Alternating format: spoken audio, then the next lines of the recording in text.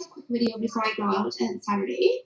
I got a gift from my good friend, a client of mine, and it's in a Tiffany's box. And when I opened it up, guess what's inside? I'm going to unbox this with you. I was super excited because every girl gets really excited about a teal box, right? That says Tiffany's on it. So what was inside is perfect for me. They are a set of Tiffany's New York poker cards. So I actually haven't opened yet. I don't know if I should do the white or the black right now. But what I was thinking about doing is starting my poker series by telling you guys what the top 15 best poker hands are to play. So if you guys don't play poker or have never played, this is a great way to start. And if you just stick to these hands, you'll be safe and potentially not lose a lot of money. Okay? So let's not open this here.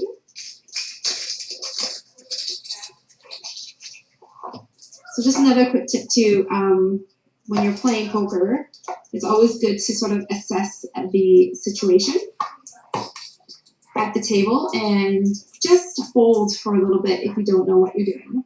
Hello, Issei? Is that how you say it? Issei Gray-Marie? Hello.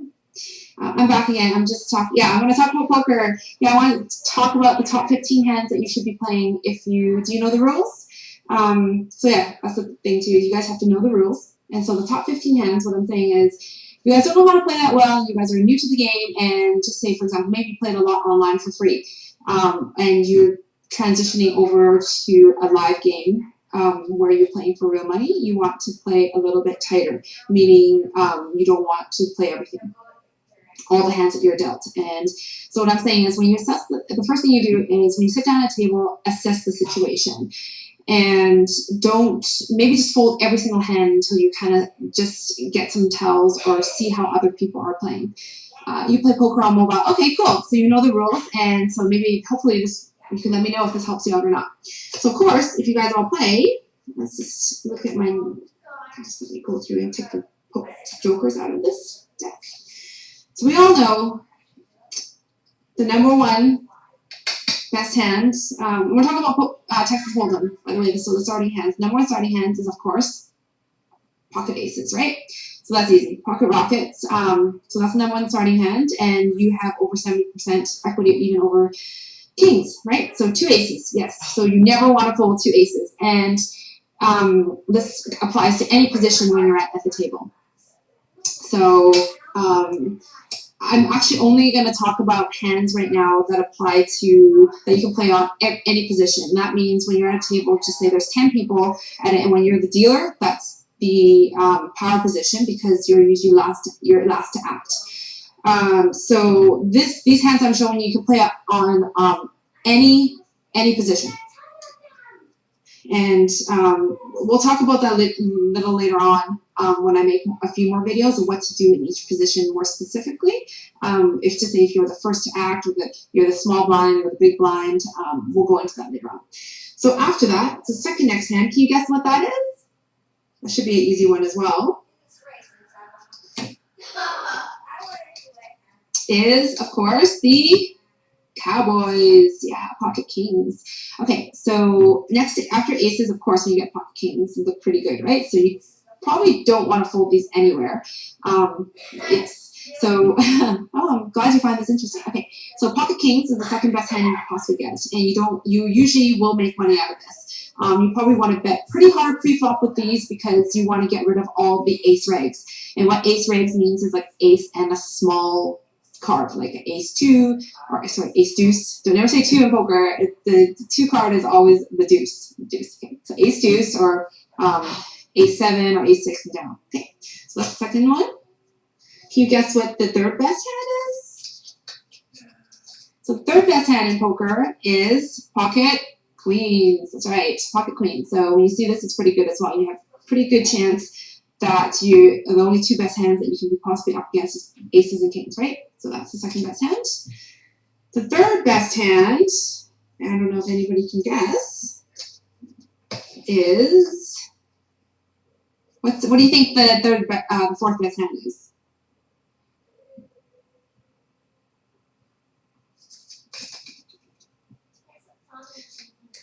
It's, I won't go through this. It is, ta-da, Ace King. Yeah, Ace King, right? So Ace King even before Jacks. So Ace King because this is Ace King suited as well. So when you have, no, not King Queen because aces, you will get beat by any ace, right? So Ace High, King Queen is not that good. So you always want, because the aces is the highest part. So Ace King suited adds extra 4% to your equity. We'll talk about equity later on in different videos. But Ace King is the fourth best hand. And after Ace King,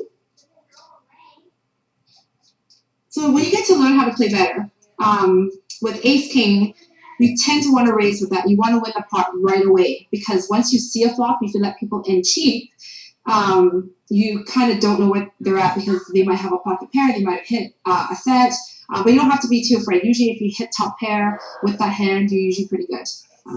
So you can play the different streaks later on. So we're playing Texas Hold'em here, so you get 2 starting cards. So the next best hand is, of course, pocket jacks. And these are really hard to play. So be very cautious with these because, like the previous hands that I just showed you, the aces and the kings and the ace king and the pocket queens even beats you here, right? So ace king is a tough one because there's 8 combinations of ace king to beat you. So jacks it's a good starting hand, but you really want, it's a power hand, but you really have to be very, very careful because so many things beat you. When it comes out on the flop, it's very, very likely there's going to be an overpair, ace, king, or queen on there, right? So that's ace, those are your pocket jacks. And the next one, of course, we'll go for, I don't even know what number I'm at. Maybe it's like number 7 or whatever. I should have wrote down. So I'm just going to do this on the top of my head with all my cards here in front of me. The next one, pocket 10s. So now we're going to go down with all our pocket pairs right now. So pocket 10s after pocket jacks is the strongest holding that you have. Okay? And it's really iffy here. I mean, I would say pocket 9s or maybe something like a ace queen suited. So for me, these are great hands, right? They look really, really good. You're usually not going to fold these. I mean, pocket ace queen suited, you have 2 overs. These are ace queen suited. So from here, I don't know what the exact equity is, but I'll go look at it. So these are good hands. You don't want to muck it because, you have the, where's the ace queen? You have the second best kicker here with the ace is the queen, right? So let's make them suited. So they're actually even a little bit more there. Okay, so it's queen. So we're gonna say we're just gonna run down the pocket pairs and what the best 15 are. Pocket 9s, which I've already showed you. And then we're gonna say the next one, if you can guess, of course, you already know, it's gonna be pocket 8s. The next one is going to be pocket 7s, right? And from here, I might just stop here. 7 is sort of the pocket pairs that I sort of stop at before you sort of think what you should be doing, the actions of, then you have to kind of see what everybody else is doing when you bet. So pocket 7s, pocket 8s, pocket 9s, you could raise with those, maybe not 7s. I'm more of a tighter player, so I usually stop at 9s, but if I have pocket 8s, I'd probably see a flop, right? You're doing things like set money, because after the flop, you're usually not good unless you hit your set. And hitting your set means you hit like 3 of a kind. So, so be careful when you get a little bit lower in pairs. Anything below a 6, you can use it as a semi-bluff, show some strength there. But I wouldn't play those too strong. I would definitely see a flop first, assess your situation, and make some other poker decisions from there. After that, I already showed you ace queen, so I'm going to show you 2 hands right now, which is, I think, are relatively strong, but can also get you into a little bit of trouble. I would say ace jack. I'm trying to find the ace that is.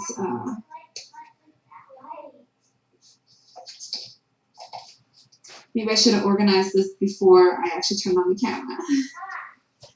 Hi, Ashley. Oh, that was so cute. Thank you. Yeah, let me know if you have any questions. So I used to play poker professionally for about a year, and I represented Canada in the nationals in 2013. That was really, really fun. So I definitely love poker, but then I moved up in stakes too high and I lost a lot of money. I won a lot and lost a lot. It's a really tough way to make a living, but now I'm going to share my tips. So if you're playing micro stakes and you want to just like start off with a little bit of money and learn how to build your bankroll, hopefully I'm going to use my channel to help you kind of get the basics of how to do that. So, okay, so my cards here. Okay, I found it. So ace jack suited. This is good. This and ace 10. I'm going to try to find the 10. Where did I put the 10? Okay, ace jack of clubs here, or ace 10 of clubs. Ace 10. Any combination of these three, actually, because these are possible cards that you can make a straight. So when we have ace 10, you can make a straight, right? So that's a straight flush draw you can possibly get. So those are always great. And this, ace jack.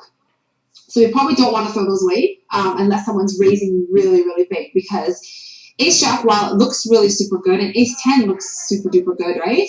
But when someone flops an ace, you don't really know where you're at because someone else could have a better kicker than you. And so what I mean by better kicker is that when ace, someone else very easily can, so if you're playing an ace 10 and someone's raising you and someone goes and has an ace jack, you have a kicker problem. You don't really know where to fold it, right? So that's the reason when I talk about kickers. So we talk about ace jack and ace 10. Those are in the top 15 as well for me. And after that, you actually guessed this, is, let me see if I can find this. Earlier, you said this hand. I'm trying to make them suited. Okay. So you said this hand earlier, which is king, queen. Yeah. King, queen is in the top 15, I would say, but it's very far down the rank. It probably is at the very bottom. So don't play these too strong. Yes, you can hit a straight flush, but the thing is, remember, the overcards of ace hits you and ace kings. There's lots of combinations of that. And even jack, and the other one, jack 10. Jack 10 is probably a lot of poker players' favorite hand, and I will tell you why. Just trying to find the card. So Jack 10. Jack 10 is a really great hand. Actually, this is the hand that has the best equity to break aces, to crack aces. Because you're so on the, you can hit straight on the top end and the bottom end. There's like cards all over this. And usually when you flop, you're going to hit something with a Jack 10. Suited is obviously better because that means you have flush draws as well. So I wouldn't play these too strong, but I definitely wouldn't just auto muck them. This is a good hand to limp in because it disguises itself really well. And this, it's probably one of the strongest suited connectors. What I say about suited connectors is suited connectors, like, you know, a 5-6 and all those kind of things. That's okay. You can. I'll just leave this on the replay later so you can definitely see it. So anyways, so I was just talking about suited connectors, and so I think those are the cards. I don't know how many hands I've told you in the top 15, but I'm going to actually just pick out 2 more to round this off, and that, I think you can probably guess what those would be. I have a mess here with my cards. It would be, of course, we already saw king, queen. Of course, king, jack. Any face card that's suited, connected together is always good. Again, straight possibilities, flush possibilities. See what happens after the flop. Just be cautious because we're on the lower end range. And again, just to remind you, we're talking about any position here, right? Top 15. And when you're on the dealer button, and when you have position, you have these hands, you can play them a little bit more confidently. And the very, very last one that I'm going to leave with you is, you guessed it. I think you could probably guess it. It's going to be king 10. Okay, so last year.